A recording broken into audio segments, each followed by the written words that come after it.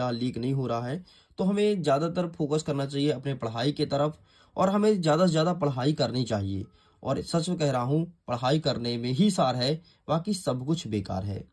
तो देखिए स्टूडेंट, हम आपके सामने video number first and second upload कर दिए हैं, जिसमें क्लास 11th के केमिस्ट्री मतलब रसायन के बहुत सारे आईएमपी क्वेश्चंस बता दिए हैं जो एग्जाम में आने हैं। बाकी आपके अर्धवार्षिक परीक्षा का सिलेबस कुछ इस प्रकार से है। अध्याय 1 से लेकर के सब कुछ आ रहा है, केवल अध्याय 7 को छोड़ करके, मतलब सब में सर्कल है ना, सब कुछ आ रहा है, केवल अध्याय 7 नहीं आ रहा है। और मैंने 2 वीडियो बनाया है, जिसमें पहले वीडियो में 1, 2, 3 अध्याय को कवर किया है और दूसरे वीडियो में 4, 5 और 6 को कवर किया हूँ, 7वें को छोड़ दिया हूँ। और ये हमारा अंतिम वीडियो होगा जिसमें 8 और 9 को कवर करेंगे। अगर आप सारा कुछ बहुत अच्छे से देख लेते हो, यकीनन एग्जाम में बहुत ही अच्छा परफॉर्मेंस करने वाले हो। तो चलिए बिना टाइम वेस्ट किए सीधे जंप करते हैं अपने क्वेश्चंस की तरफ। 2 नंबर, 3 नंबर और 4 नंबर के कौन कौन से प्रश्न बनेंगे उसको देखते हैं। मैं लिमिटेड क्वेश्चन ही बताऊंगा, ज़्यादा नहीं बताऊंगा, है ना। मात्र आपको 10 से 15 प्रश्न बताऊंगा और उसी में से क्वेश्चन देखने को मिलेगा। ओके, तो हम सीधे जंप करते हैं 126 की तरफ, पेज नंबर 126, और देखते हैं किस प्रकार से क्वेश्चंस रखा गया है। तो यहाँ से स्टार्ट होता है। अच्छा, जिसके पास परीक्षा बोध या परीक्षा अध्ययन है ओपन करके बैठ लीजिए, टिक करते जाइएगा। जिसके पास नहीं है वो स्क्रीनशॉट ले लेना, है ना। ये भी एक अच्छा तरीका है स्क्रीनशॉट लेने की, पढ़ाई करने का। चलिए, तो ये रहा अध्याय नंबर 8, कार्बन रसायन, कुछ आधारभूत सिद्धांत एवं तकनीकी। इसको मैं थोड़ी जूम करता हूं ताकि आपका ध्यान टोटल ऑन स्क्रीन होना चाहिए। ठीक है, तो यहाँ से ओटी जितने भी क्वेश्चन है ना, इसकी मैं बात नहीं करूंगा। हम सीधे 2 अंक के प्रश्न में आते हैं और शुरू करते हैं अपने क्वेश्चन को। देखो, सबसे पहले यहाँ पर प्रश्न क्या कह रहा है कि जैसे ये एक अणु दे देगा, ठीक है, इसमें कितने सिग्मा पाई बंध है, ऐसे कभी नहीं पूछता है, बस नॉलेज के लिए देख लेना। ठीक है, बाकी ऐसे क्वेश्चंस नहीं आते हैं एग्जाम में। ठीक, जैसे देखो क्या कहता है, निम्नलिखित यौगिकों के आवंधन रेखा सूत्र लिखो। ठीक है, मतलब ये जो लिखा है ना, आइसोप्रोपिल अल्कोहल, इसे तुम्हें इस प्रकार से लिखना है। मतलब ऐसा कह सकते हैं कि तुम्हें रासायनिक सूत्र में लिखना है। ठीक है, ऐसा हम कह सकते हैं आवंध सूत्र में। ठीक, और कभी कभी क्या देता है, ऐसे दे देगा तो बोलेगा इसका ऐसे नाम लिखो, जिससे तुम IUPAC भी कहते हो। ठीक, तो ऐसे क्वेश्चंस बनते हैं एग्जाम में। तो ऐसे क्वेश्चंस की एक बार प्रैक्टिस जरूर करना। तो आप इसका स्क्रीनशॉट ले लो, ज्यादा नहीं, ये मात्र 2 नंबर के एक क्वेश्चन आता है। ठीक, तो अभी तो ये सब छोड़ते हैं। हाँ, अब यहाँ से हमारी क्लासेस होती है स्टार्ट। सबसे पहले हमें बहुत अच्छे से पढ़ना है कि स्थान समवायवता का उदाहरण दीजिए। ठीक है, ये स्थान समवायवता क्या है और ये रहा इसका एग्जाम्पल। तो ये हमें अच्छे से एग्जाम में लिख के आना है। ठीक है, तो आप इसका स्क्रीनशॉट ले लो। नेक्स्ट हमारा क्या कह रहा है, नेक्स्ट कह रहा है प्रश्न नंबर 10। 10वां नंबर कहता है कि IUPAC नाम लिखो। ठीक है, आपको ये दे देगा कि CH3CHOH को क्या कहते हैं। ठीक है, तो इथेनॉल है ये। ठीक, इस प्रकार से IUPAC नाम लिखना है। तो IUPAC नाम वाले नाम लिखने के लिए क्वेश्चन आएगा और ये क्वेश्चन 4 नंबर में भी आ सकता है, इस चीज को ध्यान रखिएगा। ठीक, बाकी यहाँ से कुछ नहीं आएगा, इन सारे सब कुछ छोड़ दो, कोई मतलब नहीं है, हमें समय व्यर्थ नहीं करना है। चलो आगे बढ़ते हैं। नेक्स्ट क्वेश्चन रहा प्रश्न क्रमांक 15 कि इलेक्ट्रॉन स्नेही तथा नाभिक स्नेही क्या है, इसका एग्जाम्पल देना है। ये रहा आपके सामने इलेक्ट्रॉन स्नेही अभिकर्मक। ठीक है, वे अभिकर्मक जो इलेक्ट्रॉन के प्रति बंधुता रखते हैं उसे इलेक्ट्रॉन स्नेही कहते हैं। ठीक है, एंड ये तुम्हारे एग्जाम में देखने को मिलेगा। नाभिक स्नेही क्या कहलाता है, वे अभिकर्मक जो नाभिक के द्वारा आकर्षित होते हैं या नाभिक के प्रति बंधुता रखते हैं उसे नाभिक स्नेही अभिकर्मक कहते हैं। आगे बढ़ते हैं। नेक्स्ट क्या कह रहा है कि निम्न को समझाइए, क्रियात्मक समूह, अनुनाद, प्रेरक प्रभाव और कार्बन ऋणायन। ठीक, तो ये चीज हमें लिखना है, हमारे एग्जाम में देखने को मिलेगा। तो ये चीज हो गया एंड ये 15 नंबर, 15 और 16 दोनों को अच्छे से तैयार कर लीजिए।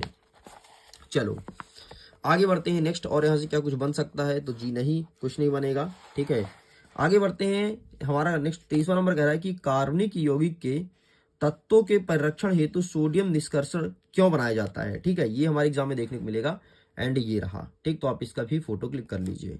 ठीक है, चलिए आगे बढ़ते हैं नेक्स्ट क्वेश्चन की तरफ। नेक्स्ट हमारा क्वेश्चन क्या कहता है, यहां से कुछ नहीं आएगा। ठीक है, चुपचाप आप स्किप कर देना, अगर देखना चाहते हो तो एक बार देख लेना 30वां नंबर, बाकी कुछ भी नहीं पढ़ना है। हाँ, अब यहां से भर भर के क्वेश्चन देखने को मिलेगा।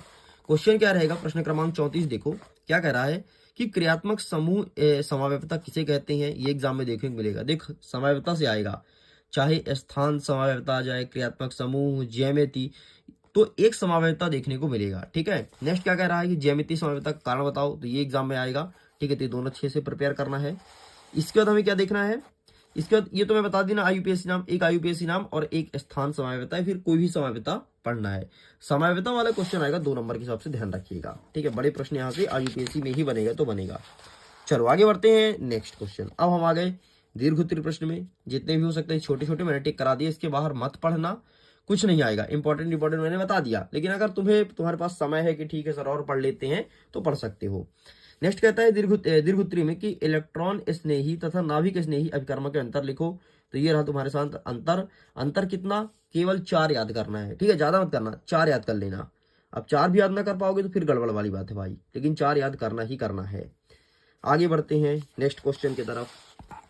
नेक्स्ट हमारा चौथा नंबर कहता है कि प्रेरणिक प्रभाव किसे कहते हैं, इसके क्या उपयोग हैं, ठीक है। तो ये रहा प्रेरणिक प्रभाव एंड ये रहा इसके उपयोग, ऋणात्मक प्रेरणिक, धनात्मक प्रेरणिक, ठीक है। तो ये तुम्हें पढ़ना है, बस इतना तुम्हें कंप्लीट करना है, ठीक है। ये इसके प्रकार हो गए।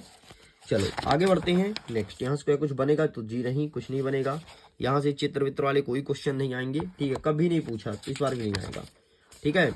एंड अब तुम्हें ये देखना है ये वाला क्वेश्चन, कार्बेनियम आयन का संक्षिप्त टिप्पणी लिखिए। ये वाला क्वेश्चन देख लीजिएगा, कार्बेनियम आयन वाला, एंड ये रहा तुम्हारे सामने, आप इसका स्क्रीनशॉट ले लो। ये क्वेश्चन अच्छे से प्रिपेयर करना है। आगे बढ़ते हैं। नेक्स्ट कह रहा है दूसरा नंबर की इलेक्ट्रोमेरिक प्रभाव क्या है, इस पर संक्षिप्त टिप्पणी लिखो। तो ये रहा तुम्हारे सामने इलेक्ट्रोमेरिक प्रभाव। नेक्स्ट कहता है कि प्रेरणिक प्रभाव तथा इलेक्ट्रोमेरिक प्रभाव में अंतर लिखिए। तो ये रहा आपके सामने, एक साइड प्रेरणिक, दूसरा साइड इलेक्ट्रोमेरिक, ठीक है। इसका भी फोटो क्लिक कर लीजिए। चलो आगे बढ़ते हैं नेक्स्ट क्वेश्चन। नेक्स्ट हमारे एग्जाम में आएगा कि अन्नाद का क्या प्रभाव है। ये सारे क्वेश्चन देखने को मिलेगा, मतलब ये 1-2 पेज बहुत ज्यादा इंपॉर्टेंट है, यहाँ से भर भर के क्वेश्चन आएंगे, ठीक है। तो ये अन्नाद क्या है, इसका भी फोटो क्लिक कर लो, ठीक है। चलो जी आगे बढ़ते हैं, बाकी यहाँ से कुछ भी नहीं आएगा, आप इन सबको हटा दीजिए, ठीक। चलिए नेक्स्ट क्वेश्चन देखना है आपको, प्रश्न क्रमांक 11 कि मुक्त मूलक क्या है और इसके स्थायित्व का क्रम क्या होता है। तो ये मुक्त मूलक लिखा गया है, इसके स्थायित्व का क्रम भी लिखा गया है, तो ये हमारे एग्जाम में देखने को मिलेगा। और बड़े वाले क्वेश्चन है, 4 नंबर का प्रश्न देखने को मिलेगा, तो तैयार अच्छे से कर लेना, ठीक। तो चलो इस प्रकार से हमारा ये अध्याय होता है खत्म। आगे नेक्स्ट अध्याय हाइड्रोकार्बन। हाइड्रोकार्बन से ज्यादा क्वेश्चन नहीं आएगा, ज्यादा इंपॉर्टेंट आपके लिए अध्याय 8 ही था। जैसे कि मैंने बताया था ना पहले कि अध्याय 2 बहुत ज्यादा इंपॉर्टेंट है, क्वेश्चन आएगा। तो हाइड्रोकार्बन ज्यादा नहीं आएगा, छोटे छोटे प्रश्न ही बनेंगे। तो देख लेते हैं कौन कौन से बनेंगे। सबसे पहले तुम्हें देखना है फ्रीडल क्रॉफ्ट अभिक्रिया क्या है, अच्छे से रट लेना, मैं बहुत अच्छे से बोल रहा हूँ, फ्रीडल क्रॉफ्ट अच्छे से रट लेना, एग्जाम में देखने को मिलेगा। इसके ऊपर एक और दिया है बी हाइड्रोहाइलोजनीकरण, इसे भी अच्छे से रट लेना। तो ये 2 प्रश्न यहाँ से तुम्हें तैयार करना है। बाकी ये जो दिया है ना, ये ज्यामिति समावेशिता कुछ नहीं पढ़ना है, कुछ नहीं आएगा। ये डाइन साइंस दिया है, कुछ नहीं करना है, ठीक है। चलो हाँ, हकल का नियम क्या है ये देख लीजिएगा। ये 3 प्रश्न हुए, ठीक है। बाकी यहाँ पर क्या लिखा है, डिसल सेल्ट्रप क्या, कभी नहीं पूछता, नहीं पूछेगा, ठीक है। बाकी यहाँ से कोई नहीं पढ़ना है। ये क्या है, चलावयवता कभी नहीं पूछेगा, ठीक है। चलो आगे, ये क्या है, ये कोई परीक्षण ने कुछ नहीं पूछेगा। BHC का फुल फॉर्म याद कर लेना, 1 नंबर का प्रश्न बनेगा, केवल फुल फॉर्म। BHC का फुल फॉर्म क्या होता है, बेंजीन हेक्साक्लोराइड, बस इतना याद रखना है। देख मैं कितना सटीक तेरे बता रहा हूँ, जो पढ़ना है जो एग्जाम में आएगा केवल वही बता रहा हूँ, फालतू का नहीं कि ये भी कर लो वो भी कर लो, क्या है कर लो, नहीं करेंगे हम भाई। एग्जाम हमारा सर पे है, हमारे पास इतना समय नहीं है कि ये भी वो भी कर लें, है ना। यहाँ से कुछ नहीं करना है। नेक्स्ट आपको देखना है पराक्साइड का प्रभाव क्या है, ठीक है। ये क्वेश्चन अच्छे से तैयार करिएगा। बाकी खत्म होता है यहाँ से क्वेश्चंस। अब हम आगे सीधे दीर्घ उत्तरीय में, यहाँ से कुछ प्रश्न बताऊंगा, ठीक है, आगे। बाकी ज्यादा प्रश्न नहीं बताऊंगा, ज्यादा कुछ नहीं आएगा। हाँ भाई यहाँ से देखना है, ये देखो सबसे पहले सैंडरेज अवक्रिया, बुड्ज अवक्रिया, ठीक है। ये दोनों सैंडरेज बुड्ज और ड्यूमा, ये तो ड्यूमा छोड़ भी सकते हो, लेकिन ये दोनों अच्छे से कर लेना भाई, जो पहला और दूसरा वाला, ठीक है, पहला और दूसरा। ये सवत्ते भी कहते हैं ना, और बुड्स, ये दोनों अच्छे से कर लीजिएगा। एंड ये यहाँ पर लिखा है पहला दूसरा, बस खत्म, ठीक है। बाकी कुछ नहीं आएगा। इससे अभिक्रिया ही पूछता है, हमेशा पूछा है, हम लोग के टाइम से पूछता आ रहा है, जब हम लोग पढ़ाई करते थे, और अभी भी यही पूछता है। ले भाई खत्म सब कुछ। लो तो जितना हो सकता था इंपॉर्टेंट क्वेश्चन मैंने सब कुछ बता दिया, ठीक है। अच्छा कभी कभी ये ऐसे पूछ लेता है नाइट्रोजनीकरण, तो 1-2 क्वेश्चन ऐसे आएंगे, ठीक है। समय रहे तो देख लेना, नहीं है समय कोई दिक्कत नहीं। मैंने बहुत ही महत्वपूर्ण प्रश्न बता दिया है, जो एग्जाम में हर बार रिपीट होते हैं, बार बार रिपीट होते हैं, और जो रिपीट होने की संभावना भी है। ओके स्टूडेंट्स, तो इस प्रकार से ये रहा वीडियो का एंड। वीडियो पसंद आए तो वीडियो को लाइक करिएगा, मित्रों तक शेयर जरूर कीजिए।